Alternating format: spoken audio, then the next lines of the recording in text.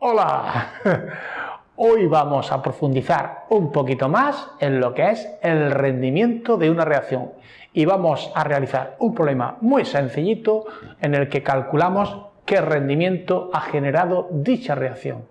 Vamos con ello.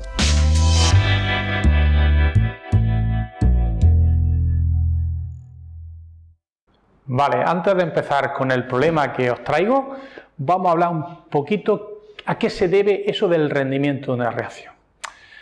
Bien, lo primero es entender que cuando nosotros escribimos una reacción química, por ejemplo esta misma que tenemos aquí escrita, pues sobre el papel tú tienes una serie de sustancias que reaccionan entre ellas, que producen unos productos, vale, todo muy bonito, que si un mol de tanto produce tanto, bien, todo es una cuestión teórica.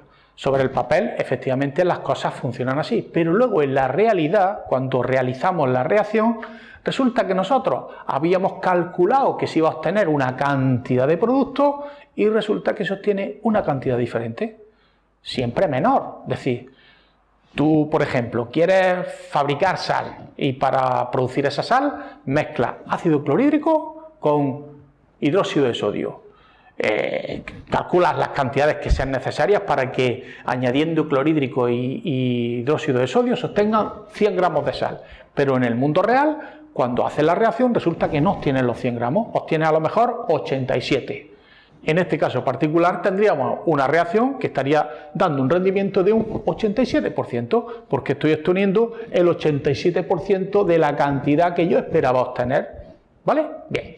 ¿A qué se debe que cuando realizamos una reacción química el rendimiento sea bajo, es decir, que esté por debajo del 100%? Pues bien, las razones pueden ser diversas. Una de ellas es que los reactivos que están reaccionando podrían estar sufriendo otras reacciones distintas a las que nosotros queremos provocar o las que teníamos previstas. Es decir, se están produciendo reacciones colaterales, con lo cual se estarían obteniendo otras sustancias, otros productos o subproductos.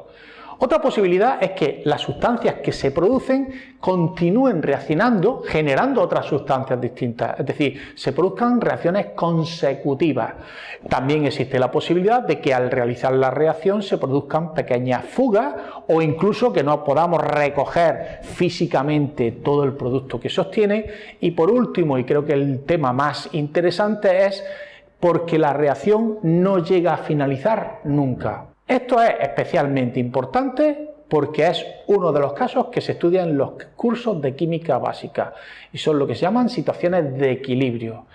Es decir, es una reacción en la que una vez que las sustancias iniciales o reactivos generan los productos, resulta que esos productos, esos mismos productos que se están generando, reaccionan entre sí para volver a generar los reactivos, de forma que es como una pescadilla que se muerde la cola. La reacción nunca finaliza porque las sustancias que se producen vuelven a regenerar las sustancias iniciales. Se está produciendo un equilibrio químico. De ahí que la reacción no finalice nunca al 100%. Pero bueno, ese es un tema que trabajaremos en vídeos posteriores. Vamos ahora con el problema que os quiero traer para ver cómo calcular un rendimiento de reacción. Bien, el enunciado dice que tenemos una reacción en la que hemos hecho reaccionar 6,8 gramos de sulfuro de hidrógeno con dióxido de azufre en exceso.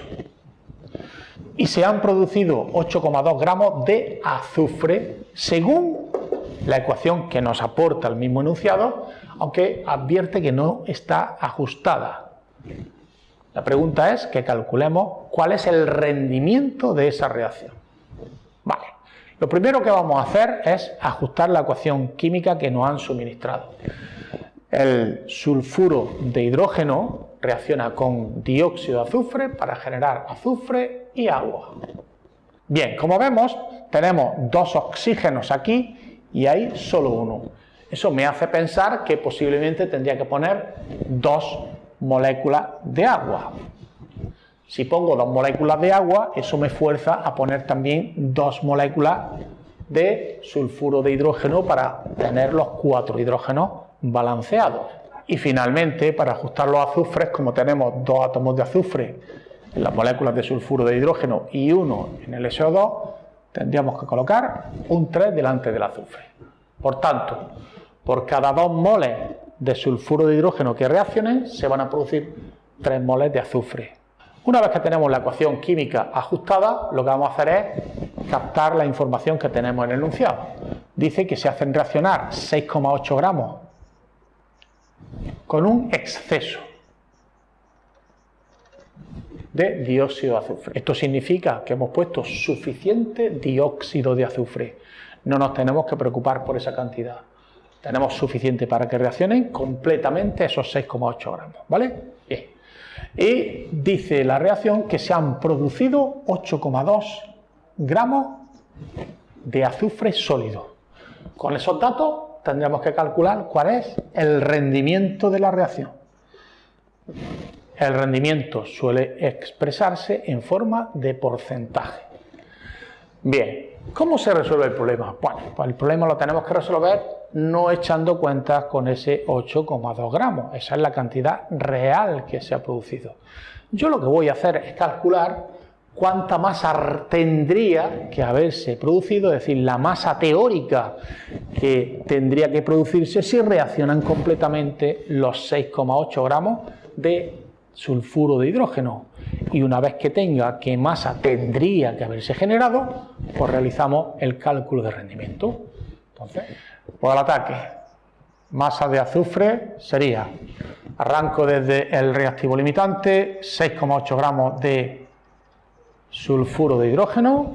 Primer paso, pasarlo a moles. Ya sabemos que las reacciones químicas funcionan mol a mol. En este caso, 2 moles de H2S generan 3. Esa es la información estequiométrica que tenemos. Como la masa molar del H2S es 34,1 gramos, ponemos que un mol de H2S son 34,1 gramos.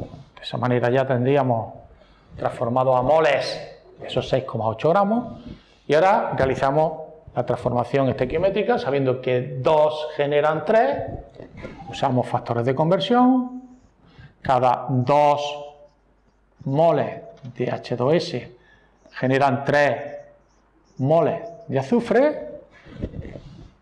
Vemos que se van los moles de H2S, ya tendríamos moles de azufre, y finalmente para transformarlo a masa simplemente utilizar la masa molar del azufre, que es 32,1. Ponemos que un mol de azufre son 32,1 gramos de azufre. Realizo la operación y obtengo una masa de 9,6 gramos.